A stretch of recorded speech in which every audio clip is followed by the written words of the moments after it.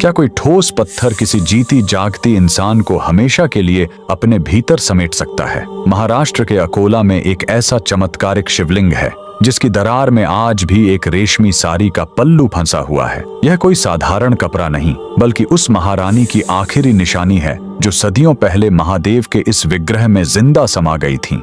आखिर उस काली आधी रात को ऐसा क्या हुआ था जिसने ब्रह्मांड के स्वामी को यह असंभव चमत्कार करने पर मजबूर कर दिया? इस मार्मिक गाथा की शुरुआत होती है अकोला के राजा अकोल सिंह और उनकी परम भक्त महारानी से। रानी का हृदय राजसी सुखों में नहीं बल्कि महादेव के चरणों में बसता था, पर पहरेदारों और राजसी तामझाम के बीच उन्हें एकांत में पूजा का समय नहीं मिल पाता था। इसीलिए रानी ने एक गुप्त संकल्प लिया। हर रात ठीक 12 बजे, जब सारा संसार सो रहा होता, वे नंगे पैर चुपचाप महल से निकलकर शिव मंदिर जाने लगी।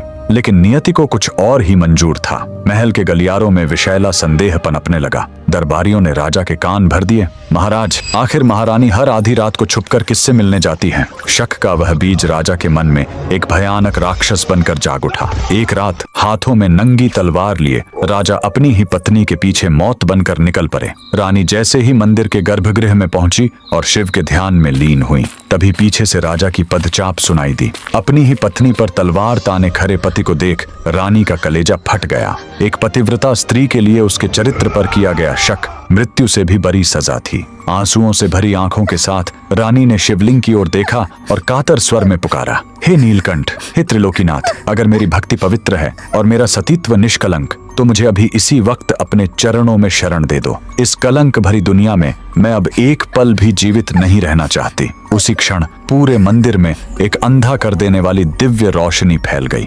देखते ही देखते वह विशाल और ठोस पत्थर का शिवलिंग गर्जना के साथ 2 हिस्सों में विभक्त हो गया। महादेव ने अपनी भक्त के लिए अपना हृदय खोल दिया। रानी हमेशा के लिए उस शिवलिंग के भीतर समा गई। राजा जब तक अपनी भूल समझ पाता और रानी को रोकना चाहता, वह पत्थर फिर से झुर चुका था। लेकिन महादेव ने दुनिया को प्रमाण देने के लिए रानी की साड़ी का एक पल्लू उस दरार के बाहर ही छोड़ दिया। राजा जीवन भर उस चौखट पर अपनी भूल का प्रायश्चित करता रहा, पर रानी अब महादेव की हो चुकी थी। आज भी अकोला का यह राजराजेश्वर मंदिर उस अमर भक्ति का गवाह है। वह साड़ी का टुकड़ा आज भी उस पत्थर में दबा हुआ है, जो हमें याद दिलाता है कि जब पूरी दुनिया हाथ छोड़ देती है, तब महादेव अपने भक्त का हाथ थाम लेते हैं। अगर महादेव के इस न्याय ने आपके हृदय को छुआ है, तो कमेंट्स में पूरी श्रद्धा से जय राजराजेश्वर महादेव जरूर लिखें।